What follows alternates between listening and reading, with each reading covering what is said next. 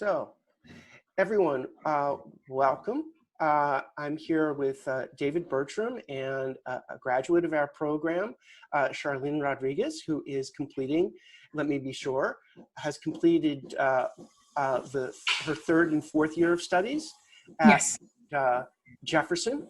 And forgive me if during this video I make a slight mistake because I taught at Jefferson. If at some point I start calling it Philadelphia University, it's because that's how I got to know the place.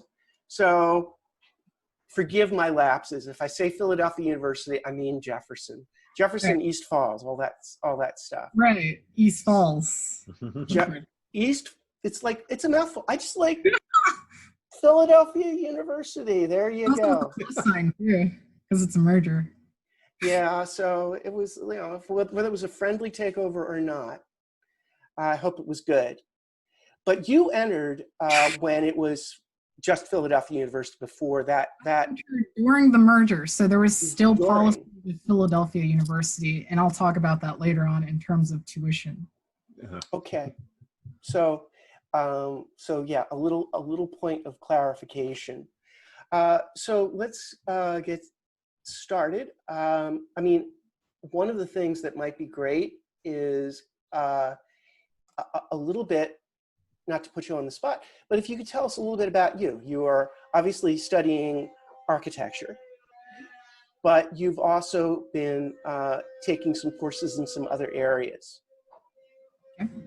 So just tell us about that. You were an architecture major at community college. And you're continuing your degree, and you chose Jefferson because of what reasons? Because I know you had a very thorough search and you thought this out very carefully. Okay, sure.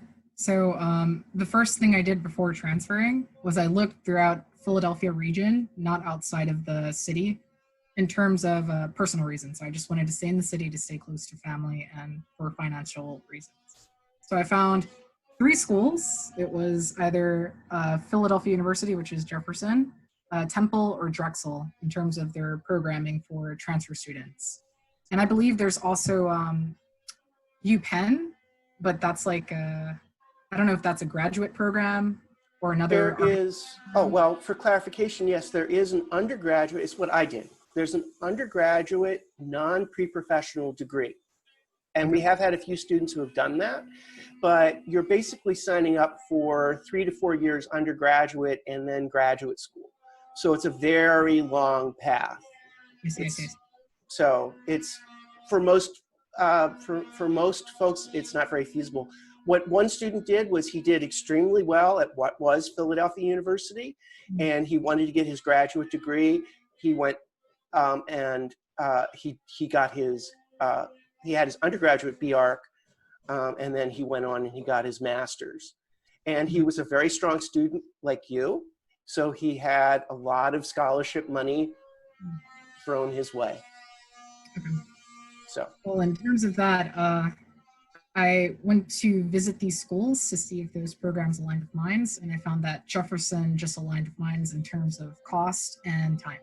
So I would be able to get my degree the fastest and the cheapest with Jefferson. That is the only reason I chose the school. Fast and cheap. Well, that's a... Students, you're getting that? Fast and cheap. There's a quality. In terms of quality, I guess with Temple, I don't know if you've explained to the students, but you would need to be accepted into the, as a second year into one of the programs. Then afterwards, you would need to, in order to get a accredited degree, get into their master's program, right? Master's. Then graduate. So I was like, that sounds terrible. And then I thought about Drexel. I visited. I liked it, but I thought it was too long. And along with cost, I wanted to take more classes for the cost per semester, but it wasn't feasible for me. So Jefferson just made sense. No, that's a good and concise point, which I will also be going over with the students to compare the different architecture and interiors programs and what their salient features. But this is what's really good, having it come from you. I would actually say something really very similar as, you know, my somewhat impartial point of view. but yes, you have a great advantage that Jefferson, if you are willing to go full time, Right. can be your fastest path to a professional degree.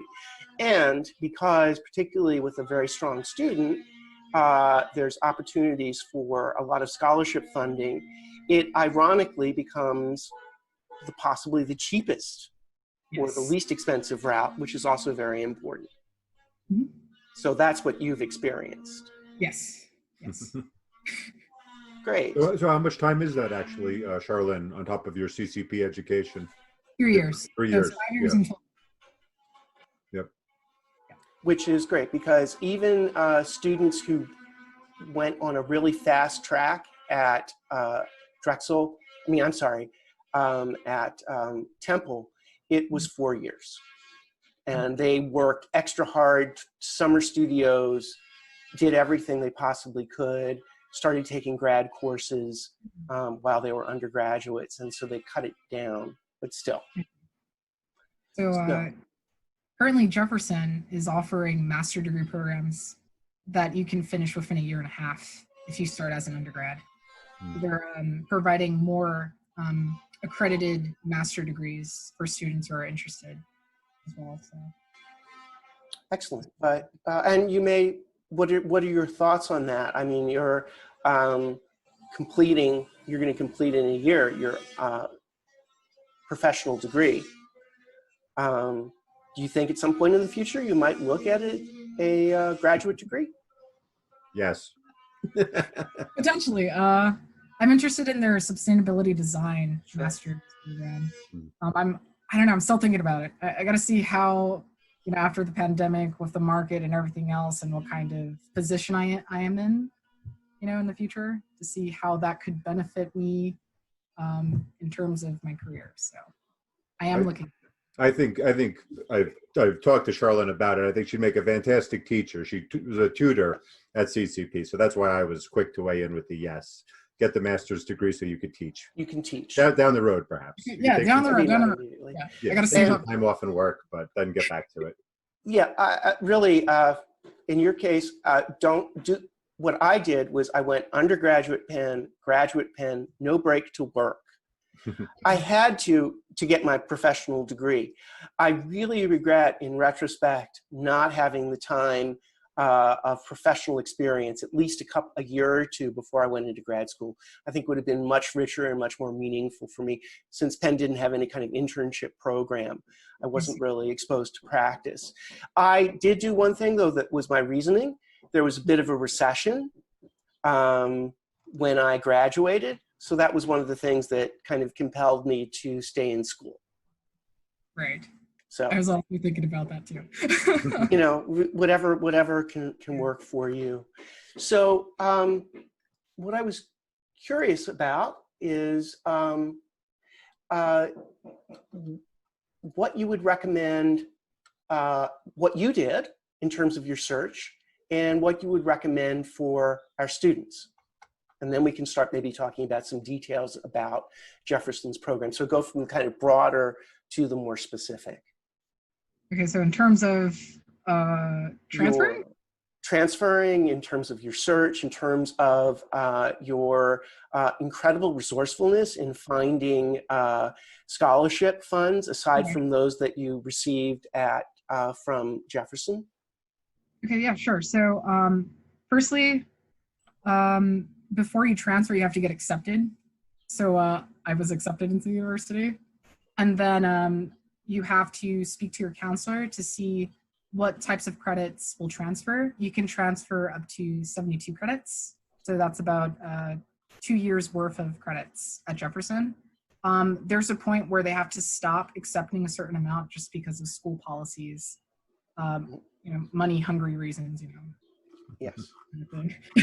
And you cannot transfer all of your English credits just because they want you to start off with their second year English. So that's just one thing to keep in mind.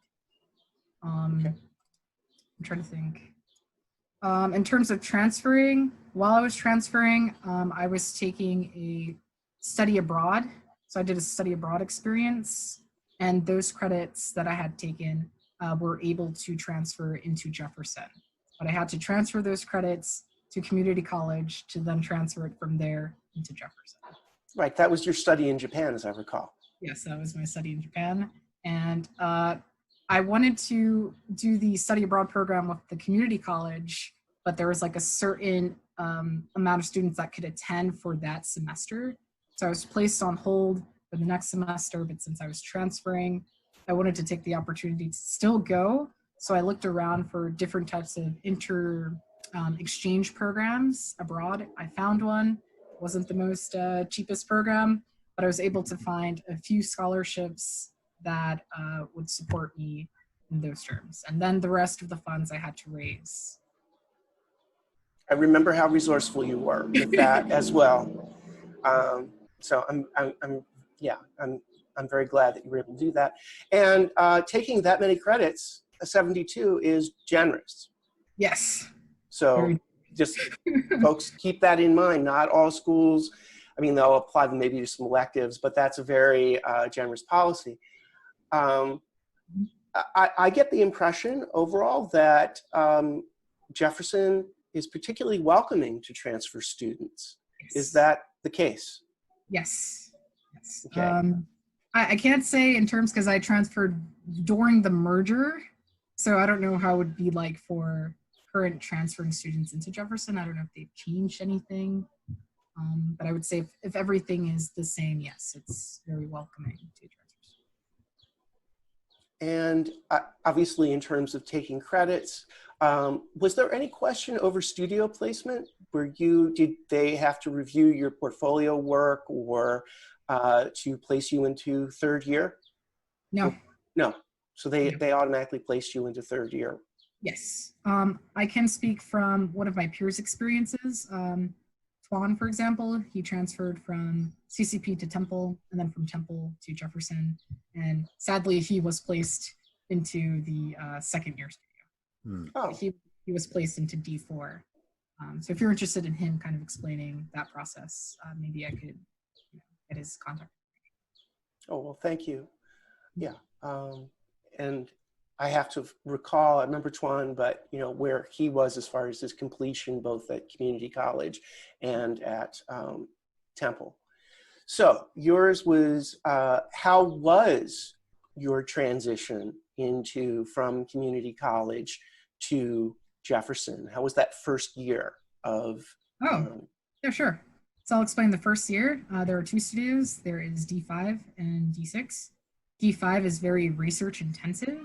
Towards the end, you create a program. So I can kind of explain how it starts off. So you'll transfer in. You'll be placed into one of, I believe, 4 to 5 studios, depending on how many students are there for that semester. So you're placed in a room where there are multiple tables, and all of the studios take place in that one place. You're going to be given a section, and within that section, there will be about 12 to 13 students in that studio. For the first half of the semester, you're going to be placed into collaboration projects. The first collaboration project is you have to come up with a problem in the city.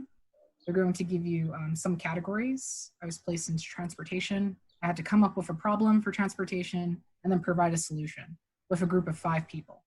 So within this group of 5 people, there's some transfer students, non-transfer students. You'll be able to kind of get a sense of what it's like during their year while you're sharing it with them. They could also share kind of their knowledge towards kind of the workload.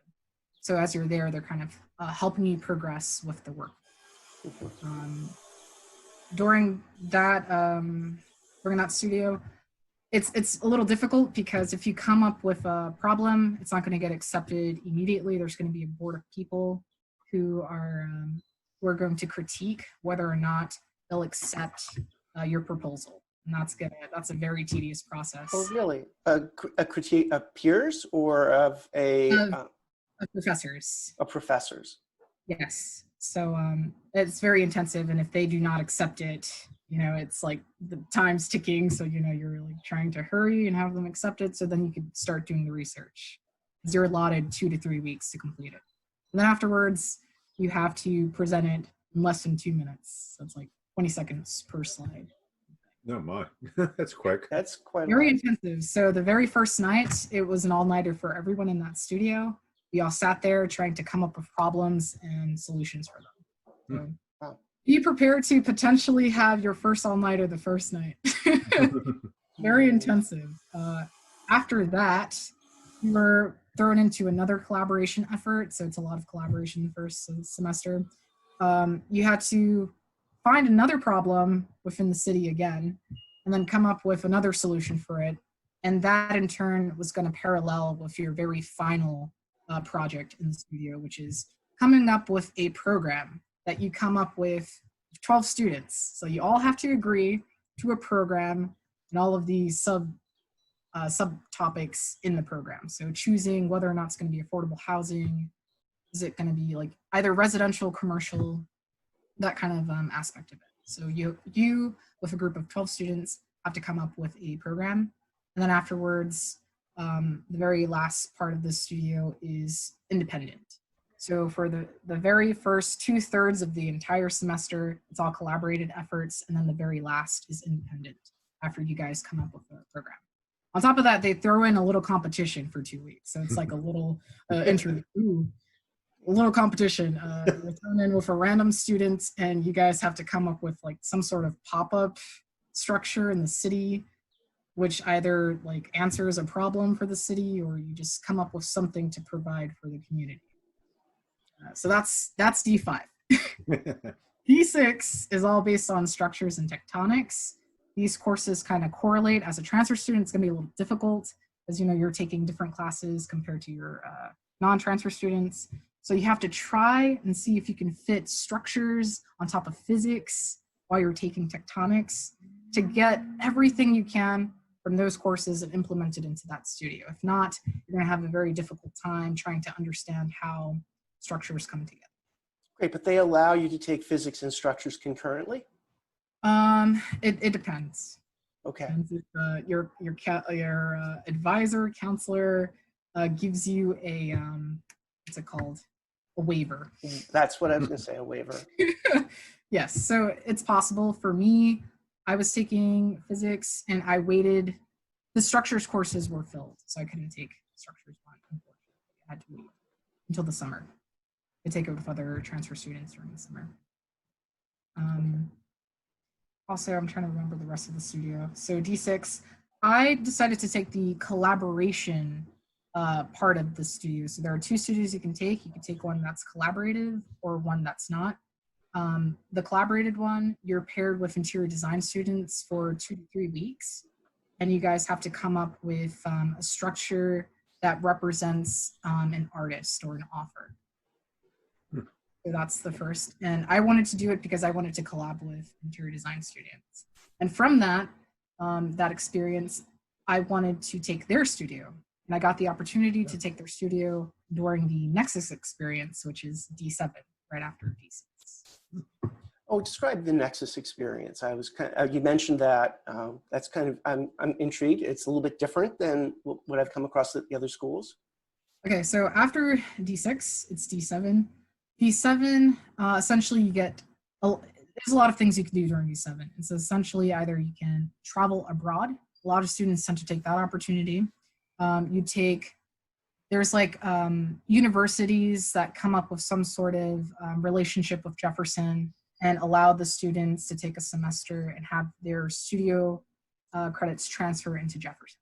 So that's one thing you can do. Study abroad. A lot of students tend to study abroad in Italy. A lot of them study there. Second thing you could do is get an internship with a firm. You kind of have to get something signed. It's like an agreement between the firm and the school, which kind of allows them to explain what you'll be learning during the process. And it has to be paid.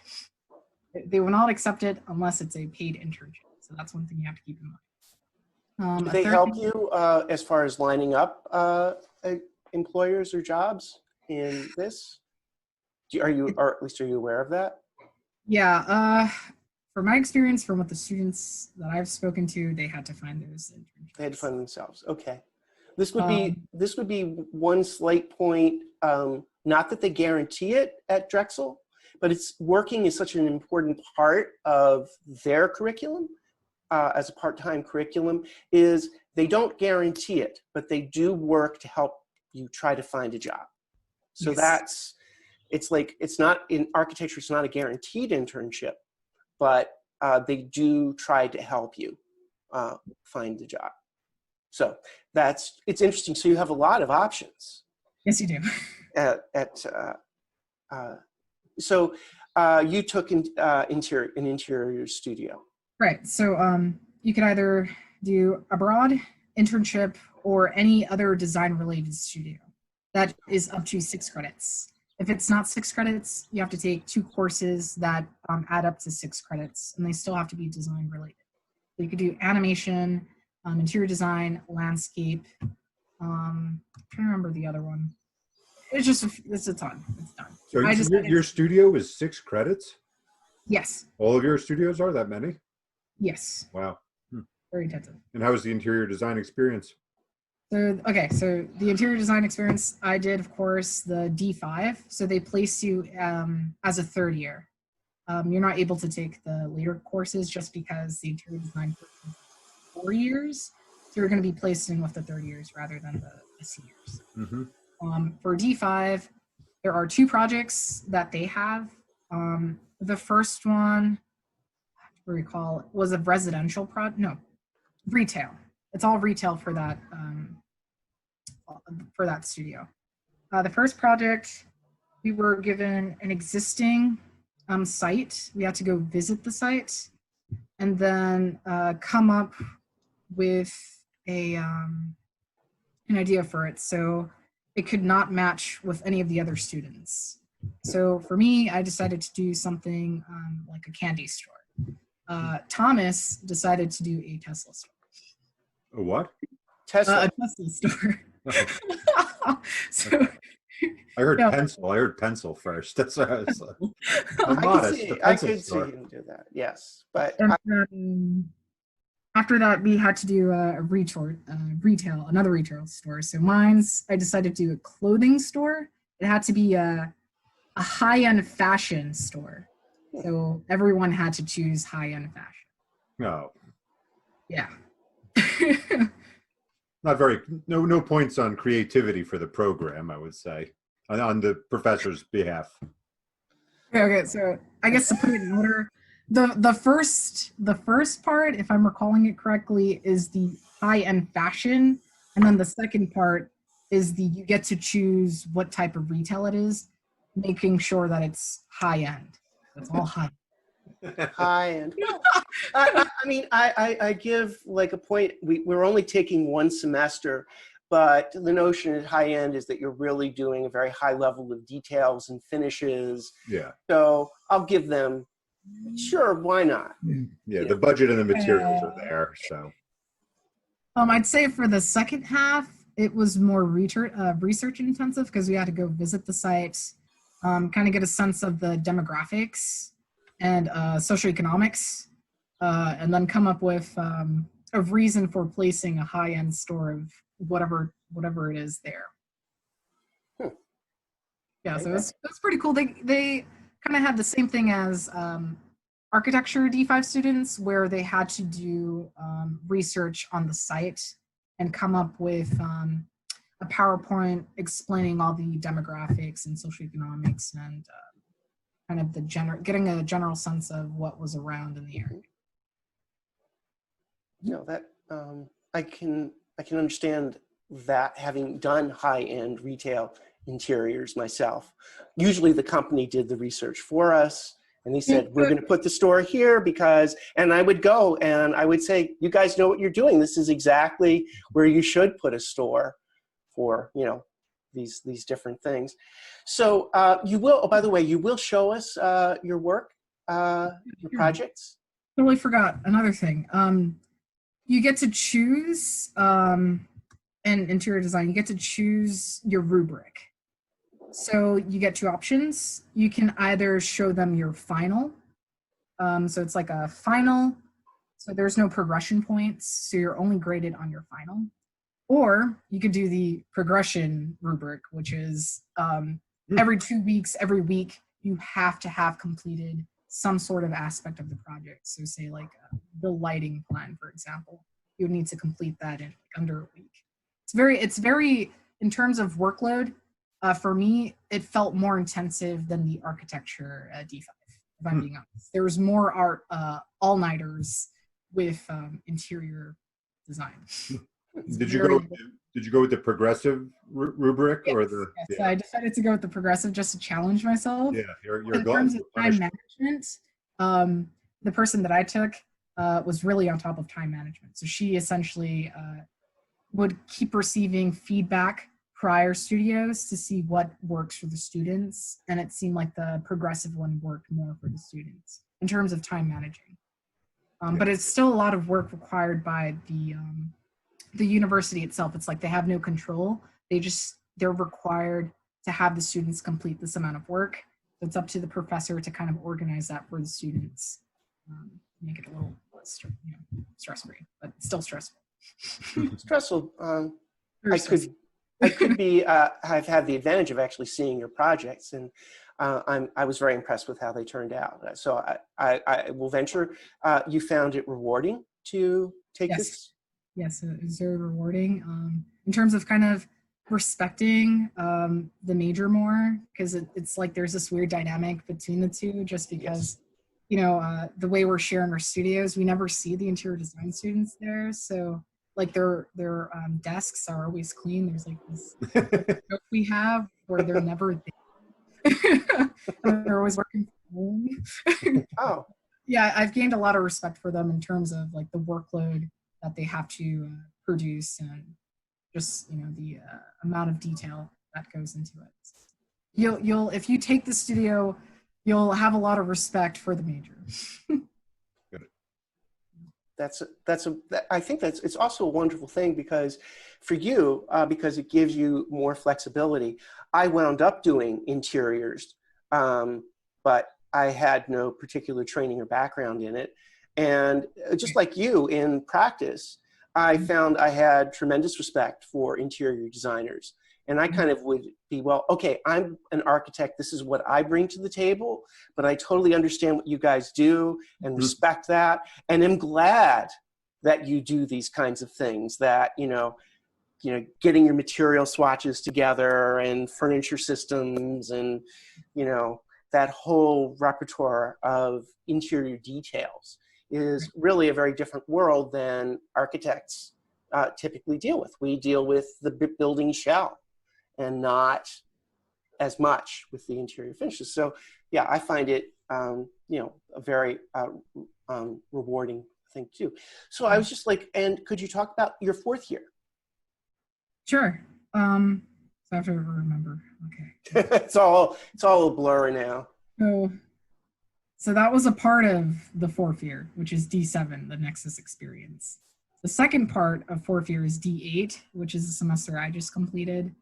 Due to the pandemic, we had to complete like the last part of the semester online. So for D8, it's Revit intensive. So this is the year where all the students are beginning to learn and put their hands on the software.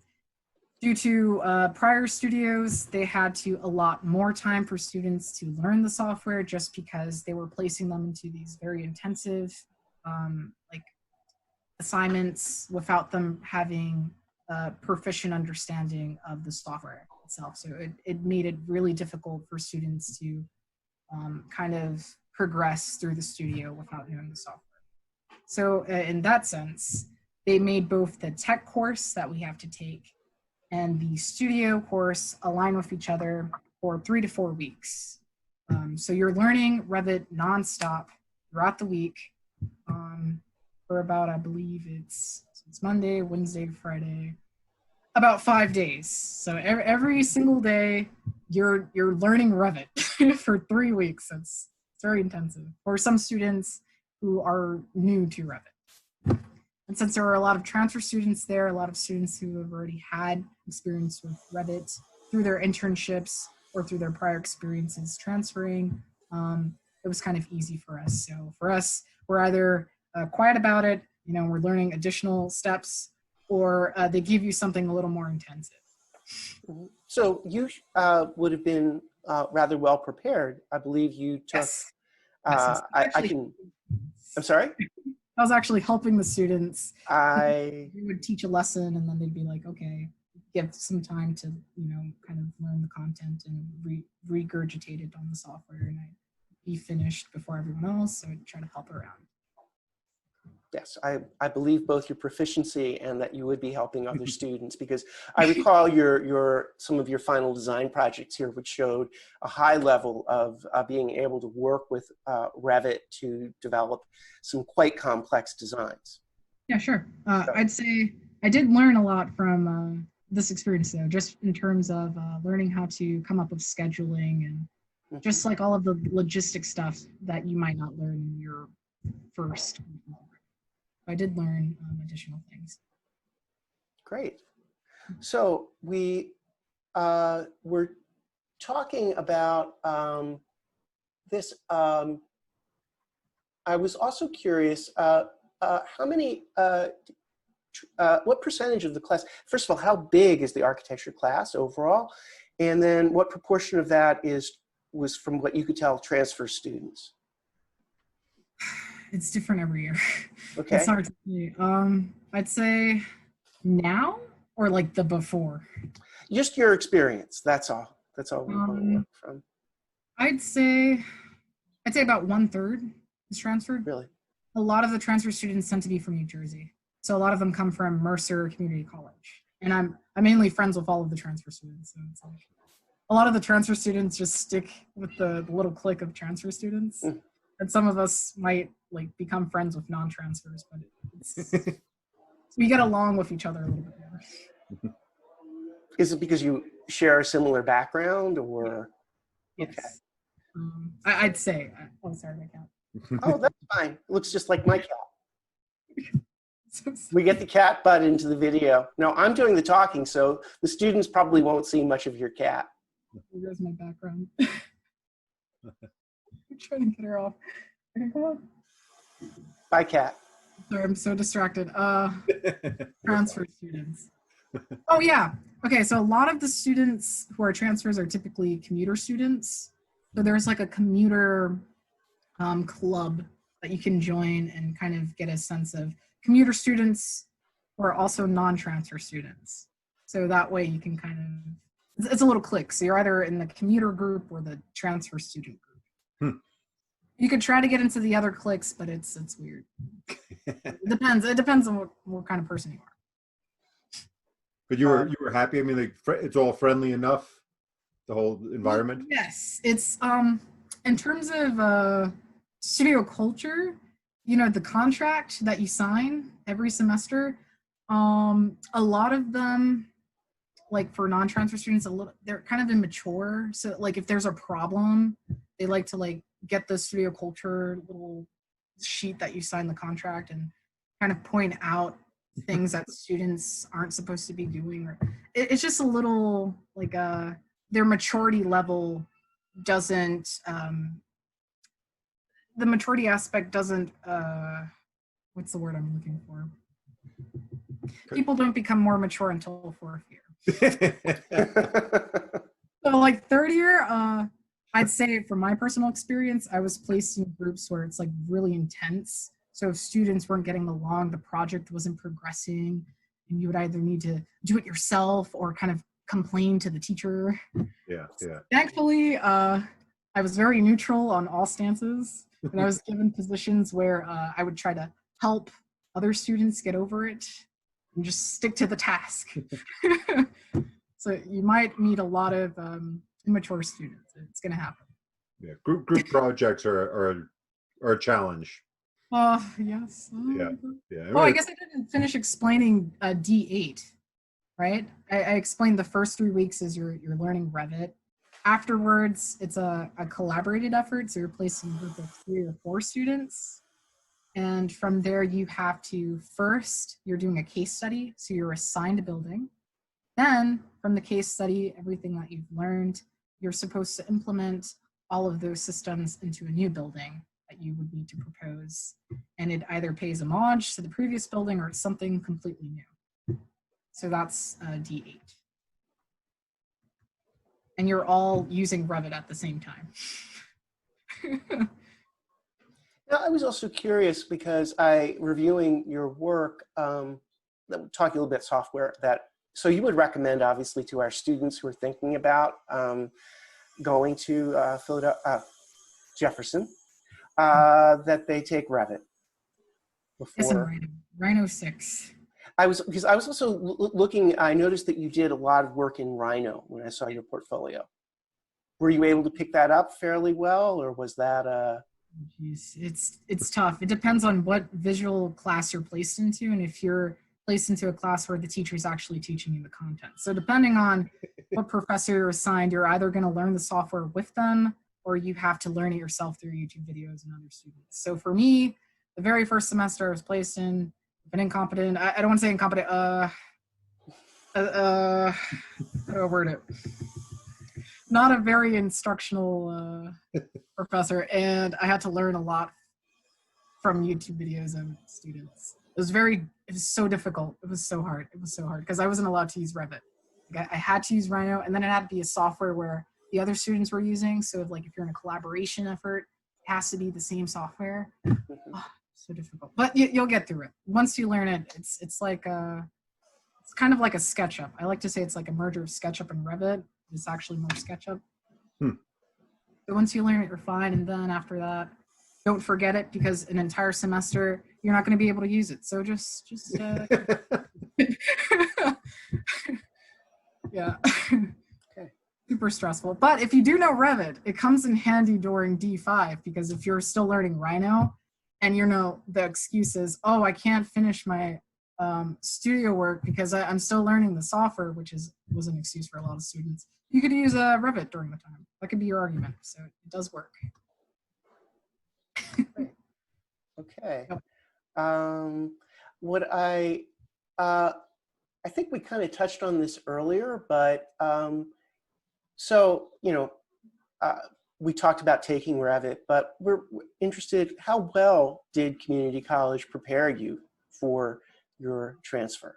Fairly well. I feel like I've learned more from community college that I would have learned if I was a Jefferson student as a first year. I've become friends with some students who started from first year, and from their experience, they weren't giving the proper training for a lot of the software. So like for AutoCAD, there wasn't a specific course for AutoCAD. You'd be learning it along with Adobe softwares all in one course. And depending, again, upon the professor, it's either if they're competent in the software or not and they're teaching you, you might not learn it properly. So it's like, you get the basics proficiency at community college, whereas those students are still struggling with those softwares. And there aren't specific courses within their degree path. They would need to take it outside of the degree path, such as Adobe softwares with art students, like for Photoshop and stuff.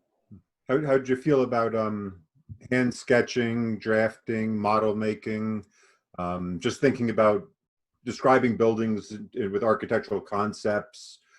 How did you feel prepared when you arrived there, or were you lacking in any of those fields, not non-software? I was lacking a little bit just because I wasn't accustomed to it, because I didn't force myself to do more of it at community college. Depending again upon your studio professor, they're either going to be more software based or non. So they might force the students to actually do hands-on models and have concepts proposed before even touching software. In other studios, they don't care. They're just like, come up with a building. So you felt prepared in terms of models and sketching? In terms of sketching, I did feel like I lacked a little bit. But I guess I would need to explain how did I lack. I guess I don't know. I don't know. I guess in terms of understanding tectonics. So if you don't take structures in community college, you might feel behind in terms of understanding how the structure might come together. But just being able to propose things with sticks and foam cords wasn't difficult at all. Proposing concepts, It's easy depending on the professor, whether or not they think it's too safe or not. They might challenge you to come up with something better, or they might accept it. It really depends on your studio professor. Mm-hmm. Okay. One thing that you mentioned, though, that was something that was helpful from community college was knowing how to put together a presentation board. Oh yeah, because you're given a small amount of time to kind of like place it together, because you have to like finalize the project before even putting it on a board.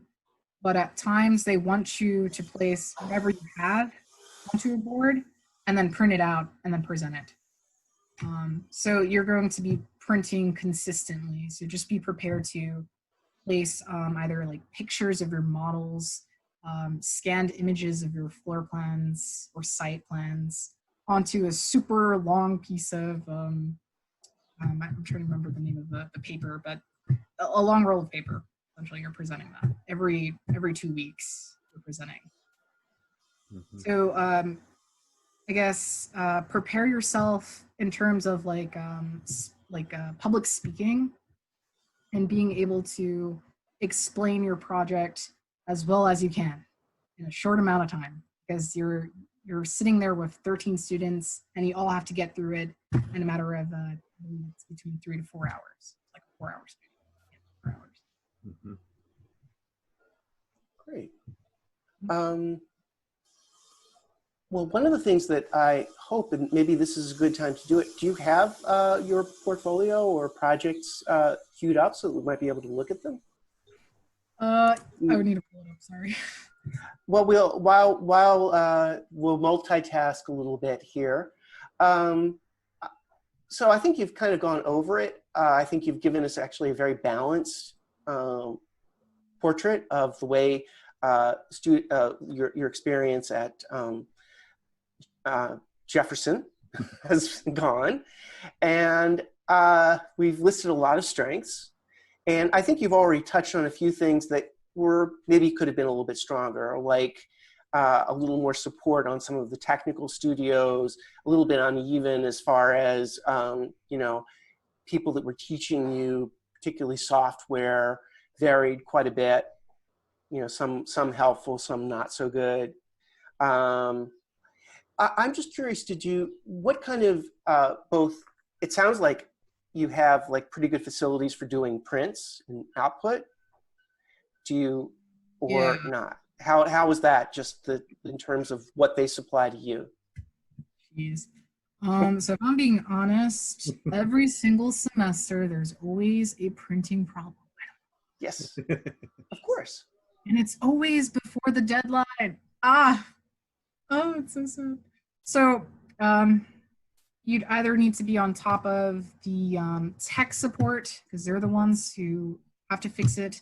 You, the student, might not be able to fix the problem every single time, and you would need to wait until tech support arrives. And that might take 1 to 2 hours to 3, sometimes a day. It just depends.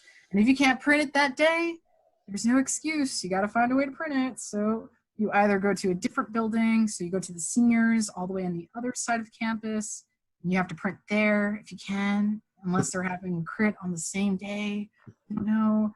And if that doesn't work, you have to go to a FedEx. You have to do something. Or not, you have to tile print the board. I've seen tile prints. Oh my gosh, it's insane. No excuse. Never an excuse. Printing's just a nightmare. Just a nightmare. Just get it done early so you can print with no problems. That's all I can say. I taught in a classroom there, and it doubled as a printing room. So they don't have like a printing lab. They just have printers, and the students just go for it pretty much. So people like would be walking through my classroom trying to print. It was a little chaotic. Like, in terms of a printing lab, the architect students kind of share it with a materials library, and then there's like some computers there. So it's like there's 4 printers. Sometimes not all the printers are working at the same time. If not, there's a problem with ink. Mm-hmm. Anyway, yeah, in terms of printing, it sucks. Facilities it's still a problem. We're still working on that. Well, and to be fair, it can be a bottleneck at other schools. there, it is, a lot of pressure on, relatively few resources. So, yeah.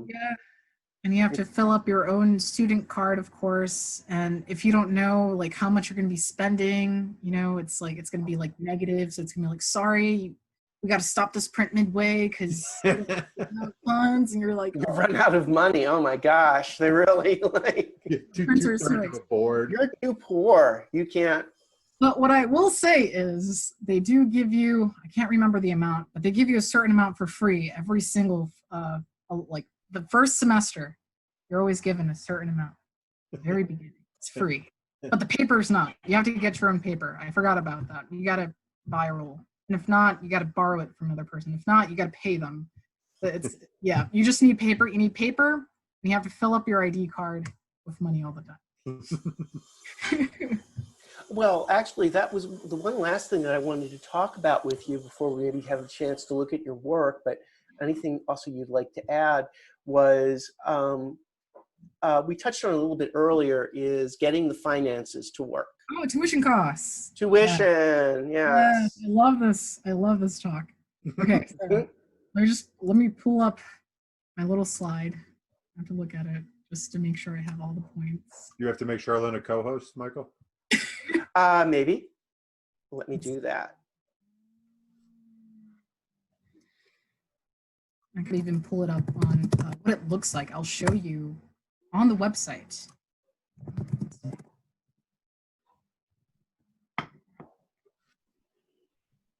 Did you work during any of your time? Not anything related to architecture, unfortunately. But you did find hours to work? Yes. I found a job that works. Yeah. How many hours a week? And would you recommend it if you have to? I mean, you have to do it. So it changes for me. First I did like part-time work, and then I did full-time. I need to do it just to pay bills. But if you're one of those students where you're fine with getting minimum wage, the perks to that is if you're a full-time student doing full-time hours with work study, you can get free dorm access. Like you get your own dorm for that semester. The thing is you have to be a full-time student on top of being a full-time work study student to get a free dorm. Of course, which you're sharing with me. Which I visited. They're not the greatest dorms, but it's free. Well, kind of. I mean, you got to work full-time doing, and you don't get to choose what you do in work study. They just place you anywhere. Pros and cons. Pros and cons. It's just like life. But if the excuse is, hey, like I can't afford to live around there, well, you could kind of. You just gotta do work study. And so I'm pulling out my account summary just to give you a sense of like what the bill's gonna look like to the student. So a part-time job must have been a lot on top of your workload, your school workload. So that must be tough. Yes. Because I mean, compared to mine's is a little more flexible in terms of what kind of job it is. I do like healthcare, so it's a little more manageable. But if you have to go all the way downtown to be like a cashier, it's like So mine's it's more flexible. I'm able to work from home. For other students, if they have to like go directly to the job, it's way harder. Mm-hmm. Like figuring out what type of job and then balancing that with your schedule. Yeah. Okay, so I have the documents. First, I'll show my bill. Okay, let's see. So, share my screen.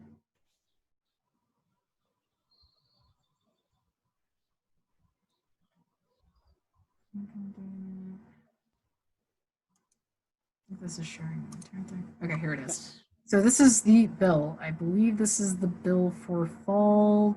Oh, this is spring 2020. Okay, so this is a little different. So this is what the bill's gonna look like. This is the total at the very end. So it's around, I'll just round it up to 21,000 per semester. Every year the tuition goes up by 3%. They're not gonna tell you this, but this is what I found out. Because when I went in, it started at 39 and now we're at like 42,000. So the first thing, that's going to happen is when you transfer, you're going to be given a sheet where it's going to say what types of funds you'll be receiving. It's an award letter, and on that award letter, you're going to see these things. So the first thing you'll see is a faculty scholarship. Here, I'll show you in this document right here. I kind of have it all written down. You'll be given a faculty scholarship, either a Jefferson grant, Pell grant, SEOG grant. So the ones below Jefferson are all federal. So you'd be given up to 3 to 5 types of federal sources to pay for tuition. Everything else is either given by the university or by a benefactor, which is a person who's wealthy and is donating to the private university, and you're kind of given their funds. You have to like attend events and things of that nature. I'll talk about that later. But yeah, essentially these are the types of aid that you would be given. I'll go back here. So this is what I was given. I was given a faculty scholarship. A faculty scholarship, they don't really kind of explain what that means. From my research and from asking a lot of students, it seems like a lot of low-income students and minority students tend to get this scholarship. The Jefferson grant is a merit-based grant. This is given by the university. This tends to align with the same amount that you might get from federal. So anything that you get from the government might kind of add up with what you get from Jefferson. And then after that, I found these other scholarships to kind of pay off the rest of the tuition. So here you'll be given kind of a fee. There's a Jefferson fee. It's kind of $6. It'll happen every single semester. They don't really explain what that fee is. They call it the Connect fee, but it's a fee. It's $6. You'll be given a general fee. It's around $500, this fee right here. They don't really explain what that is. It's just a general fee. After that, of course, it's the overall tuition price. Right here is the 21 buckaroos. It's 20K per semester. This is an e-refund. I don't recall why this happened. It could be the amount that's left on your card for printing. They might place that into your tuition bill. So that happens sometimes without your permission. Then all of this is governmental, and the university grants and benefactor grants, scholarships, sorry. This is what the bill looks like. I can go back to my other document. This is just kind of explaining the amount that you can get up to. So for the faculty scholarship, you can get up to $13,000. This, of course, is given by the university. There are 2 different types of funds that you can get from the university. It's both this scholarship and their grant. So these are the only 2 things you're going to see when you transfer in. Everything else comes after. If you've done your FAFSA before transferring, it'll show you the amount that you can get up to. This was the amount that I had first seen. It can vary depending on your parents' income or your income, depending on what you've done on FAFSA.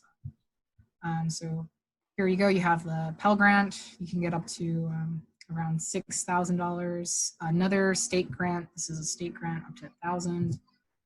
Another state grant is up to $4,000. Now with this grant, you have to remember you can only get it up to 5 years. Everything else you can get every single year except the state grant. So for me, I'm placed in a predicament where, since I started out as a part-time student at community college and started getting into the full-time, I'm losing a year of state money. So I have to find the money elsewhere. So I have to find like other scholarships to fulfill that. So just keep in mind that you have to keep up with those types of kind of like deadlines and policies. So don't always rely upon that. Just make sure you're on top of it. And then the last 2 is both your subsidized and unsubsidized loan. So from what I recall, because I've never really taken out a subsidized loan, the subsidized loan is the one you want because it doesn't acquire interest. while you're at school. And then the unsubsidized one requires interest, from what I recall from PowerPoints that I've so yeah, this is all of the funds. Another thing is when you're applying for your federal subsidized or unsubsidized loans, you have to make sure to fill out your MPN. So that's your master promissory note.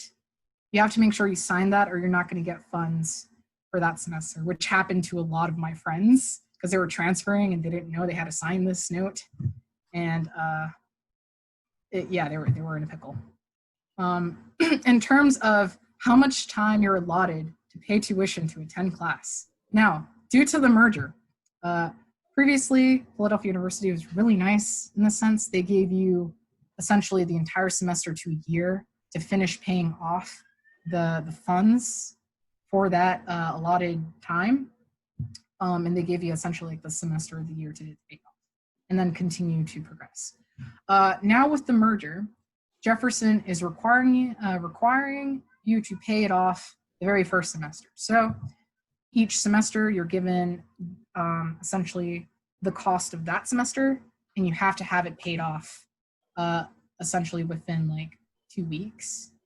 Students have protested this year to kind of fight that, to give you more time, just because some students cannot come up with that amount of funds so quickly, and just because it takes a while for both the federal and benefactors to give you the funds that you need to attend class. So that's just one thing to keep in mind when you're transferring. Make sure you know how much it's going to cost, and if you can fulfill all of the funding through both federal and university grant and scholarship money. I was curious, did you, at this point, did you have to take out, were you able to fund everything with grants and scholarships, or did you have to take out some loans as well? Yeah, if you drink a little bit of water. Please. Okay. My first semester, I owed about $500, so everything covered it. I only had the PTK scholarship. Everything else was supported by either the university or the federal grants. Afterwards, as the tuition, of course, increases, I have to find other scholarships to fulfill them. So depending on how much you need, the school itself has kind of a faculty that stays on top of which students actually need funds. So they find private donors to support the students. One of my semesters, I had to pay out of pocket. It was about like $1,000, but compared to a lot of students, it wasn't that much.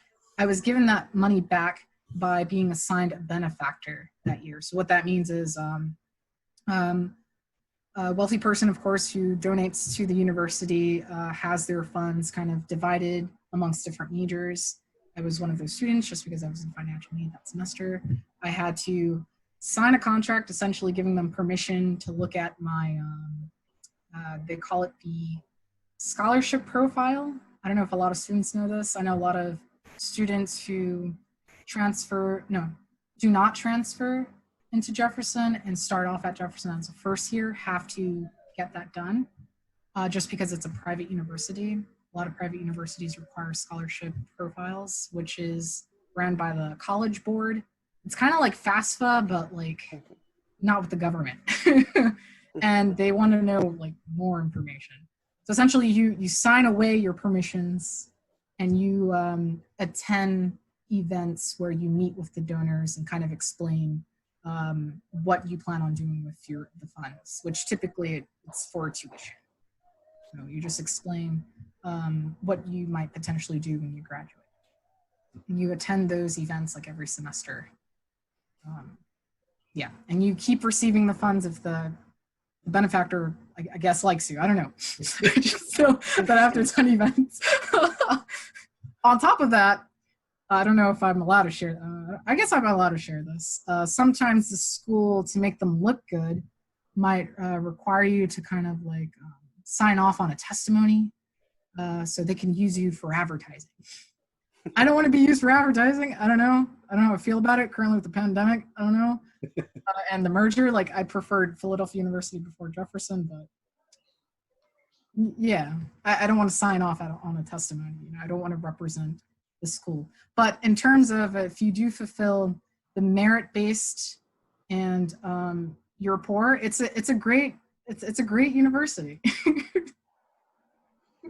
Right. Well, that's what I with the detail, which is very helpful because most of our students are going to need to have that, is that you have managed to put together all of these different resources so that, you know, you're having to pay, I hope continuing to pay, not that much out of pocket, that you're not incurring debt while you're pursuing this degree, which is a marvelous, marvelous thing. And so I'm glad for the detail on this, because I think that's a goal for all of us, and certainly for our students, is you do not want to have student debt if you can possibly help it. Right. For students who are transferring in and might not get all of the federal aid, so like I personally know some students who have like some of their parents paying a percentage of their tuition. Essentially, the bill might end up like between $3,000 to $8,000 a year if you get the financial aid, both the scholarship and grant given by the university. So for students transferring in and who also obtain FAFSA, that's the bill that you'll be looking at every year, which is pretty good. That's not bad. Compared to other universities, it's pretty low. That's very helpful to know. And I was wondering if you need a moment, like, to get your portfolio or presentation together, but do you have anything you'd like to add? You've given us a lot of really good advice for our students, but anything, you know, sort of any overall parting advice?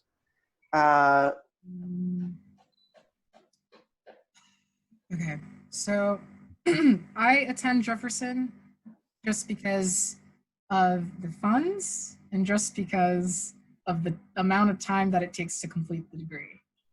So in terms of that, I think it's a great option. I would recommend it to students who do receive federal aid and students who receive both the scholarship grant and the merit grant given by the university. In terms of that, I would highly recommend attending this university. In terms of if you want to do it part-time, along with the funding, I don't think it's worth it, just because you're paying over $20,000 a semester. And if you're not a full-time student, it's like you're wasting away a lot of just finances. It's just very wasteful. So unless you're going to attend full-time, I would not recommend this university unless you're getting an immense amount of funds from the government and from the university itself. That's good. Let's see. So how do you present this? Oh, well, usually from a PDF, but let's see, there might be a... Could do, I think I printed it out. Let's see. You could just go to view, show the spread. Yeah, view spread. So, yeah, up the, nope. Yeah, up the top, view. View. The center. To the left, Charlotte, next to window. Next View, to window. I'm a little slow right now. Okay. Have you not been using InDesign at Jefferson? No. Oh, well, that's too bad. And what you want to do is you want to say fit spread in window. Okay, cool. Are you sure this is the way we should be viewing it? Well, keep scrolling now. Keep scrolling, and then you might have to refit it. You may have to refit it, yeah. Scroll with your mouse. So scroll from the front page and then go back. Do it one more time. And once again, now for the rest of the pages, yeah, go to view, show spread.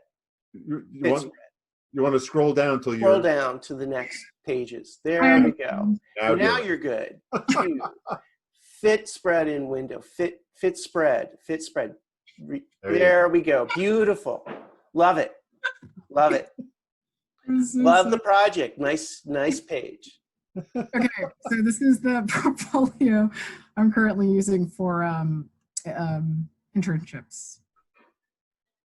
So this is a project that I've completed at community college during this semester. I believe it was presentation techniques, and we were learning Photoshop and InDesign. Go to view and display performance, if you would. Yes. Yeah, sure. Yeah, thank you. Yeah, that makes it just a little bit better. Well, so this is Good. just what I'm zoom through. This is just a model we have to complete. This is another project from community college. So I have a few community college projects in here just because a lot of them were heavily in Revit. And for a lot of the internships, they want to see more Revit-based work. And since you won't start learning Revit until D8, it's really tough to get those internships with no prior Revit experience. So CCP allowed me to procure a few projects using the software, and it comes in handy. So this is one project that we did. I believe it was for advanced CAD. That was Revit 1. And I had chosen a pre-existing project from, I believe it was Studio 2 that I did with, I can't remember her name. It was with one of the professors from construction materials. I think it was Melanie Bailey. 112. It was a 112 class. Yeah. Here again, it's detailing. I'd say I learned a lot in terms of detailing from CCP than I would have ever learned from Jefferson. Really? Yes, in terms of just understanding the envelope and foundations, it helped a lot. And coming up with detailing for Studios 5 and 6. Because in those tech courses, if you don't have professors teaching you the detailing, then it's really tough to understand how it comes together. Then here are some renderings that I produced from that class. Here is my first visualization project. This was for a competition at Jefferson. We were assigned a tiny cabin and we had to reproduce it and produce drawings for it. So actually mine's won first vote in class, but the overall competition wanted more cinematic, so they wanted less on. One thing to keep in mind.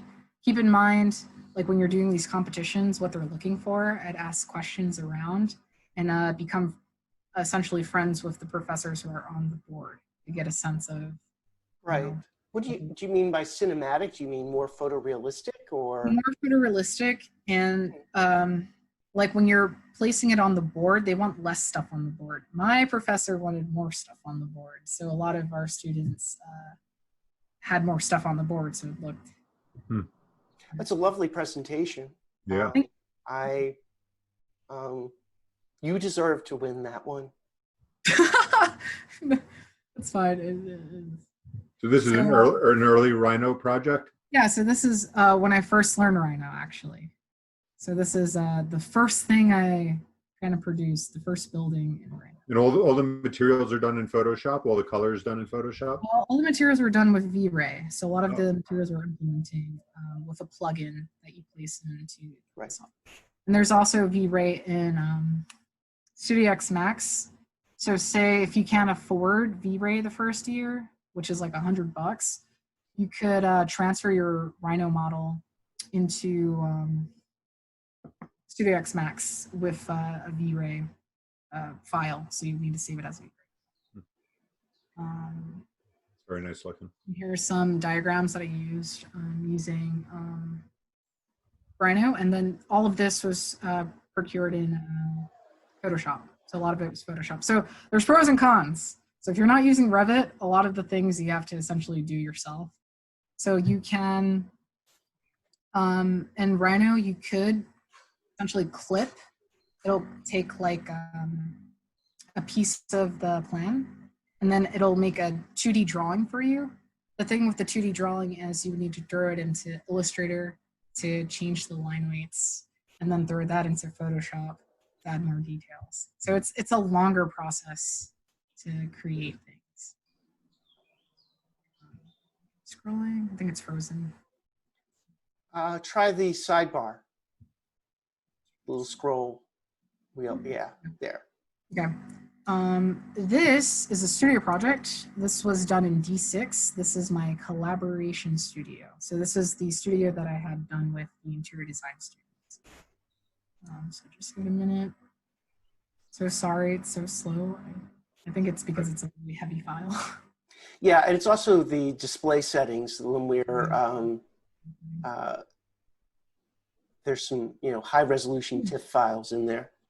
So this is actually one of the first studio projects where when we were assigned a program, I could actually visualize it in my mind instead of trying to come up with, say, precedents. A lot of this was developed by the students themselves with no examples. So here, the interior designer would essentially create all of the interiors, of course. So a lot of these renderings below were kind of done by the interior designer with our input. So a lot of our input and the structure of it was us. And then the overall kind of materiality and the people, it's typically done by the interior designer. So this was a project I actually did with interior designer and Thomas Liu. So it was 2 architect students with 1 interior student together on this collaboration effort. And this is the where we're given an author or an artist. So we decided to choose a Japanese author just because I was familiar with their literary works. And to my advantage, I was able to come up with something that I believe represented the author. And with the help, we came up with this. Nice. And it's really fast too. You're only given 2 to 3 weeks to produce this amount of work with a group of 3 people. This is another design project. So within this competition, this is the glass competition. This is, gosh, I believe we're given 2 to 3 weeks to do this too. And there was a group of developers that kind of came onto campus explaining what they were looking for. After that, the students had to propose a wall that could connect to either the community itself or connect with what the developers were proposing. So we would need to come up with a standing wall that would cover a garage. So that was a short studio project that we had to do. And then these are just some renderings. We had to really, so tectonically, we had to really think about how the wall was connecting. So this is one of the things that I really loved of the studio, that I actually got to think about how the structure was gonna stand up. It's very nice. How'd you make the image at the top left? This was V-Ray and a little bit of Photoshop. Very nice. Oh yeah, and you had to propose how it would look at night. This was another D6 project. So I have a lot of D6 projects, not really a lot of D5, just because a lot of it was research intensive. So it was difficult to format research intensive work. So I just decided to put my later works in. This was our final project. I did struggle a lot with this project just because we had to choose from, I believe it was 5 sites in Manhattan. I believe it was Manhattan. And I decided to choose a pier. We had to create some sort of transportation dock or station for anything related to transportation. So I decided to come up with something futuristic. They said it could be very conceptual based. So I wanted to challenge myself in doing something not so realistic. So this was, the concept was we would create a transportation system for the pier itself, just because there wasn't a lot of transportation going from pier to pier. I wanted to create a way for people to get around from pier to pier. These are a few renderings. Again, it was a lot of structure-based things, so I had to come up with a lot of models to propose this pier. More renderings.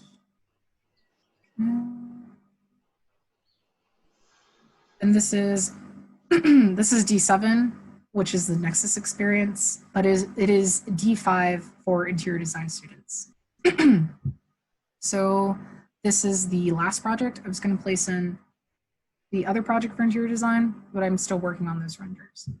So this is the retail project for the Nexus Experience. I decided to do a chocolate store. This is just the interior. I used Twinmotion for this just because it was a free software. And a lot of the sections and a lot of the floor plans were done in AutoCAD and then placed into Photoshop for post-processing. So it was a lot of work. In interior design, they like to see everything rendered, so everything is very colorful and vibrant compared to the architecture students' boards. So you'll see like a lot of, just like post-processed sections and floor plans for the interior design. And if you do not do that, you're looked down upon. So everything has to be post-processed. So you did all that stained glass yourself? So the stained glass was an image that I found for the actual building itself. Okay. But everything else, it's like materials that I pulled out from. And we actually had to compose a mood board before creating the interiors. My first time creating no, I think it's the first time I created a mood board. It's pretty fun. Just more in rendering. I think that's, oh, no, there's more. Then these are the floor plans. What didn't make into my portfolio was the lighting plans. They go hand in hand with the floor plans. So just be prepared if you're going to do interior design to do a lot of like lighting design. It plays a huge role into retail, along with, of course, space planning. What programs did the floor plans come through? So a lot of the students are used to using AutoCAD. So a lot of this is just done by hand. Like you just go manually, just draw everything. CAD in Photoshop? Yeah. Okay. Thankfully, since we were assigned the location already, the teacher gives you a hand set of drawings already, so you don't have to come up with them. All you have to do is just fill in the space. So we were just given the exterior of the building, and of course we had to fill in the interior. And beautiful colors. I love the grays and the beiges. All the colors are great. Oh, thanks. Yeah, it's and also understanding color theory would really help you in this studio. So I'd say do a little bit of research. I know since I was like transferring in, she has like a set of books that you can reference. So I was referencing a few of the books for like just materiality, what makes sense in this particular retail space. So just doing research in advance really helps. And also understanding detailing. So since I was so used to, detailing in architecture, I really got to understand how things come together. So just having that element really helps. Looks good. Thanks.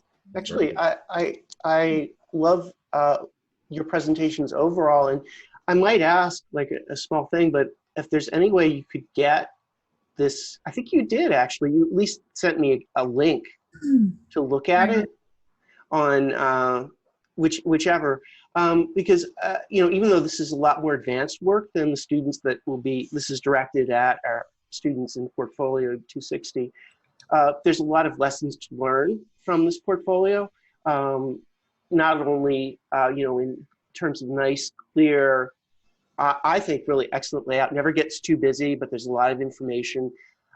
It partly was the design project themselves, a really nice color palette in each of your designs, and a very lovely touch using Photoshop. So, it's like this is more advanced than most of our students will be doing, but I would love them to be able to see it. Yeah, sure. I'd say I think I improved in space layout as I continued on, like just compared to community college. It could be because of the amount of work that I would need to produce per project. So Yeah. it increased over time, and then you had more pages to fill out. Yeah. In terms of just And in studio, in our studio one, and even in studio two, you just start getting to furniture. Like not in studio one, you don't do. It's a whole nother world, furnishing buildings. And also, I'd say, in terms of portfolio, if you have program descriptions or your studio descriptions, keep those because they come in handy when you're writing paragraphs for each one of the projects. Yeah. Yes, I sometimes when my students can't do it, we do a little archaeology and reconstruct. I believe this was what your professor was after, and I think this is what your design is about. So, you know, but really lovely work. And I really, I do absolutely agree though with David that you should seriously consider teaching. It may not be your full-time thing, but I think you're a natural for it. And so that's why a master's degree, it also opens up other doors. So I would recommend that you consider that at some point. I am considering it. What I'm trying to do is see if a firm could sponsor me. So I'm seeing if maybe I could convince them, hey, you know, this will benefit your firm. Well, that would be really nice. That's what I'm trying to do. If not, I'll try to find a scholarship for it. There are a few scholarships actually for women at this university in terms of like master degrees. So if anyone's interested as well, they could look into that. And you would become a graduate assistant. You would help teach. Graduate students are put to work teaching undergrads typically. So Really? that would be a source of money. Yeah. Oh yeah. Yeah. So you'd want to teach at the same time. Oh yeah. There's a lot of alumni who teach here at Jefferson. They teach the visualization courses. Yeah. So like essentially, if I graduate, I could start if I get accepted, start teaching visualization courses. Yeah, but I'm just saying, as a graduate student, you're assigned to work as well, typically paying work. Oh. Yeah, I mean, I don't think it pays a lot, but that's learning how to teach is part of being a graduate student, typically. Really? Oh. Yes. Yeah. I'll start to speak to a few of the graduates then. You get on it, Charlyn. You're almost graduated. You need something next to do. Oh man. Yeah, I'm just trying to work for competitors to go into one of my favorite firms. So far, I want to get into WRT. That'd be a great fit. Yeah, I personally know a few professors there who could put up a good word for me. So good. That was my first firm. That's right. We have David here who can put in a good word for you. Oh yeah. They're also working on CCP's master plan. Yeah. It's so cool. Yeah. I'd love to take part in that. Okay. I'm going to stop this video now. Thank you, Charlyn. Thank you so much. Great. Thank you. I'm going to stop it on my side too. You might have to break that into parts for the students, Mike.